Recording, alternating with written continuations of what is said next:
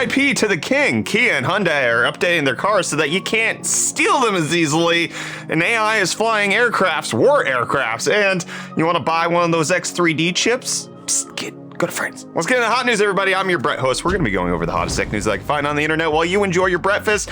And we're going to start off today talking about a little unsurprised Valentine's gift that Microsoft decided to deliver to a ton of people who are consistently using Internet Explorer on Windows 10. And that is because they removed it. You can't have it on Windows 10 no more. You'll have to go through unofficial means if you wanted it. And that's because official support for Internet Explorer on Windows 10 was done in June of 2022. And now they're officially removing it, especially now that it's not supported any longer. They're going to be redirected to Microsoft Edge. You have to be on Edge if you want anything. This obviously is not necessarily all that surprising. It's a little weird that they're removing it, not just keeping it on the operating system, but it only applies to certain versions of Windows 10. So likely you, if you're on a Windows 10, just regular version, Internet of Things and Enterprise Multi-Session are expected to lose theirs, whereas a few others have not been affected. If you want it that badly, go back to Windows 8.1 or Windows 7. You can get that. In case Internet Explorer was that important to you, you could still have it if you so desperately want. And I desperately want today's video sponsor, I'll tell you that much. My friends, today's video is brought to you by my favorite sneakers ever, and that is Vessi and their brand new Stormburst sneakers. I wear my Vessis literally wherever we go, and their new Stormbursts are perfect for this winter season. I have them on whether I'm outside, inside. Honestly, they're great shoe, especially moving here to the north where we actually have proper winters. In one day we can have sleet, freezing rain, snow, then it can all melt and then be put into puddles on the ground, and I don't have to worry about deciding what's the perfect shoe for me to wear today because I have my Vessis. They're my go-to shoe right by the front door no matter what I'm doing, because especially with these new Stormbursts, they've got this high top feature which allows me to get more coverage to make sure that with their Dymatex material, allowing the water and the rain and the ice and the snow not to make it onto my sock, making sure that my foot is dry. I am staying comfortable in the entire time that I'm outdoors. And that Dymatex is a dual climate knit material that will keep you cool in the summer and warm in the cold weather that is currently here. And it makes sure that your feet are dry in the wettest of weather, especially great as we go into spring and things might get crazy again with just different things happening every single day, making your feet wet, dry, doesn't matter. You're good in your Vessis. And they're also comfortable, durable, they're breathable, they're grippy, they're warm. They have a rugged rubber outer sole that provides extra grip in those slippery conditions, and they have added material laying in for the extra warmth in the cold. These Stormburst boots are honestly great for me. I just slip them on. They do have the ability to tie them.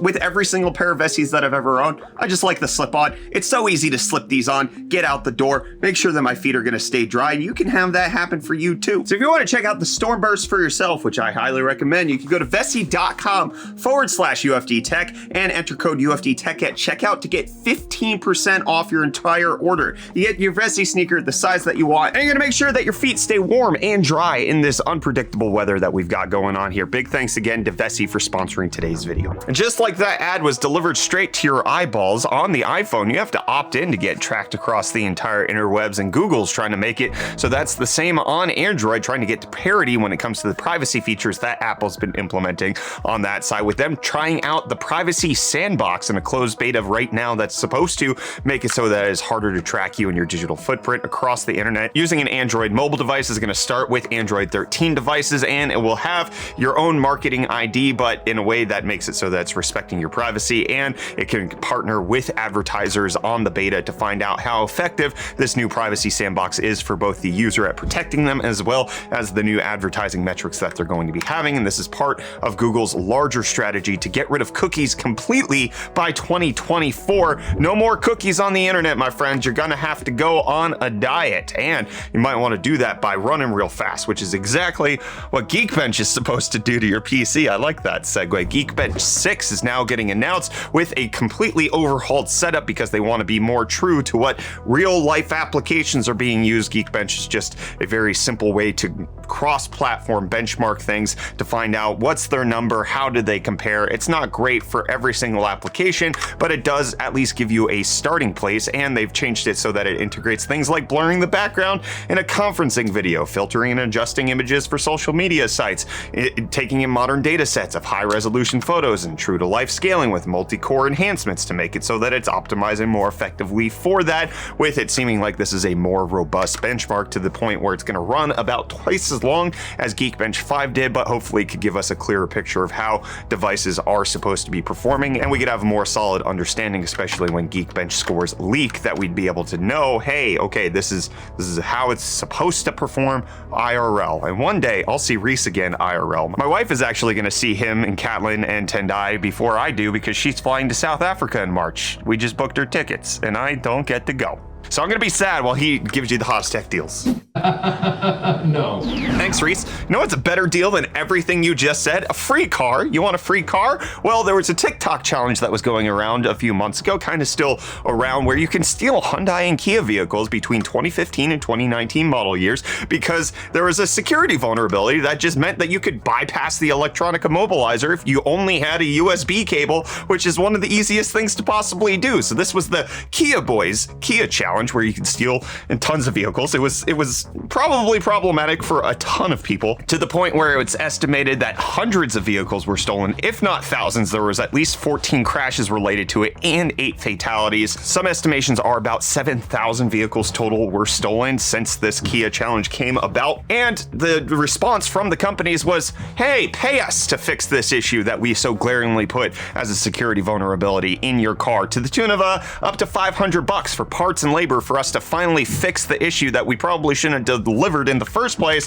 But now the news and the report that's going on here is that Hyundai and Kia are saying that they will issue a software update for free if you bring it into the dealership for the roughly 8 million cars that are susceptible to this vulnerability. It's supposed to take less than an hour. Contact your local dealership if you're on a Kia with a key ignition. This does not apply to the push button start ones as far as I'm aware. Obviously check your details, but 2015 to 2019 Kia and Hyundai, hopefully no longer technologically vulnerable to a USB cable. And speaking of technologically vulnerable, we had the Super Bowl that went on this past Sunday, the big game, as they call it, and there's some details coming out about how people are consuming it, with it being reported that it is the most streamed Super Bowl in history, coming in at 7 million streams, which is about 1 million more than last year and about double what it was in 2020. And with the breakdown of the streaming services showing that NFL Plus was a big player, Fubo TV, as well as Hulu, coming in at a nice 69 million views. This honestly just leads me to the question, one of the things that I'm curious about, especially with our audience, is how